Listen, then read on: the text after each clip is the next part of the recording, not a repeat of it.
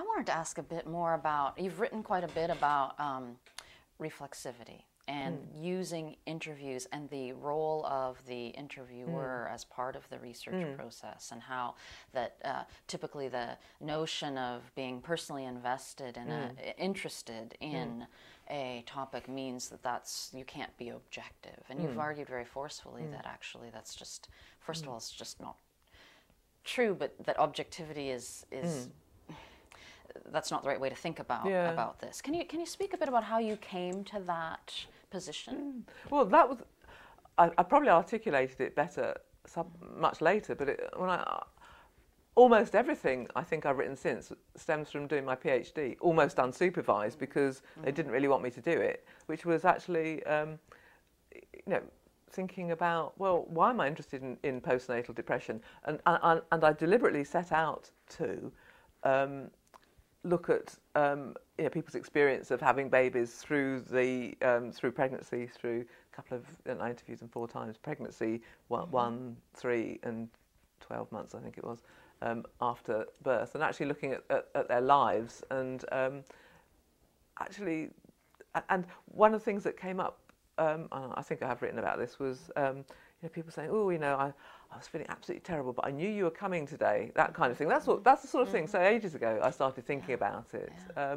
And recently, very recently, in fact I've only just finished it, I was principal investigator for a study of leadership in the National Health Service, and we did an organisational climate survey, but most of what we did was ethnographic.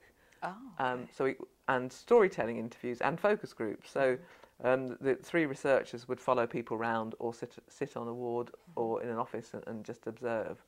And we would then talk about their field notes, because some of the sort of ethnographic, not cookbooks, but sort of how to do backgrounds to ethnography, tend to talk about the silent space that the researcher makes her notes in. I remember that, and I thought that was quite interesting, because actually what we used to do was, they all 3 of them were she, so she would come back with her notes and her opinions, but we would then talk about them, which I brought into the report. But I think they're going to, well, one of them at least is going to do a PhD based on it, so she may take a different stance on it. But one of the things that, it's not exactly what you asked, but one of the things that is coming out of the report, which actually came out because we did have long conversations about it, was there's a chapter on gender. And that's no surprise, I'm sure, but women now, I'm sure it's true in Canada, I'm sure it's true in the States as well, there are many more women in senior positions, and I know you don't have a National Health Service in the same way that we do, but it's not the only example of an organisation, I'm sure. But I mean, many women now are in senior positions. In fact, I don't know what the proportion is, but senior managers and senior clinical managers and senior clinicians, and it's changed a lot. I used to teach in a medical school, and it was the last 10, 15 years it's changed a lot. And they'll say, so we asked them, and in fact I did some of these interviews with the senior women, well, first of all, the reason I did the interviews with the senior women, often with one of the researchers, was because they were very rude to these 3 young female researchers, right? Wow. The women were. Oh, interesting. Okay, so well, I'll go along and do it. So we did them together. But they, I mean, obviously not all in the same way, and some of them were nicer than others. But they would say, yeah, gender's not a problem now. I mean, I'm not telling you anything, no problem. And then, if you push them a bit further, well, there's quite a bit of testosterone about, but I can deal with that. Right? So it's that. And then there's one particular wonderful interview we had with a man, but one of the researchers, Rebecca, went to interview this man, and the data's interesting, but at the end he said, they'd all left their phone numbers, he phoned her up and asked her out. But he was actually basically saying, as a man, actually, and this is recent, and a fairly young man in a senior position, in an organisation that's supposed to be an equal opportunities employer, and has made sure that women are in senior positions. He was saying, well, I actually know, as a man, I'm trained to. I had the right background, I had the right schooling. He was being very honest. But actually, I know I can do things, so I've applied for jobs that I didn't have any experience for, and I've got them, and I've done very well. And then he said, in one case, have you met so-and-so, a woman?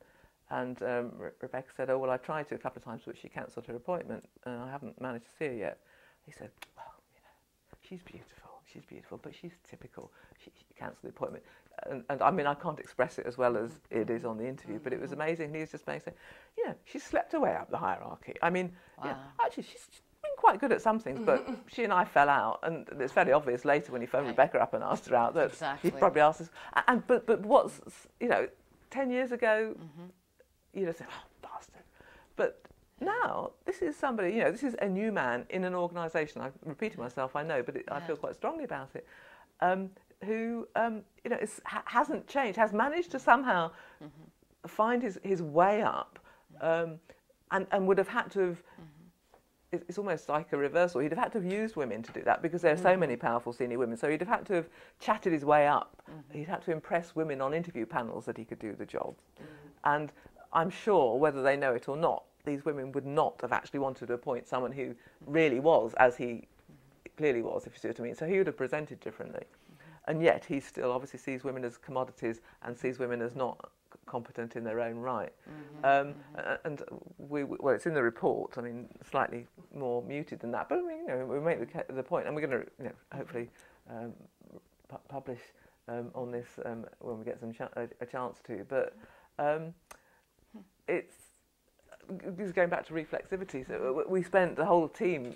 We spent a lot of time talking about this and actually what it meant. I'm not sure we got any further than what I've just told you, but on one level nothing's changed. In one level, actually, organisations are much more pernicious because there's a belief that men now understand women's role and women's importance and women's authority.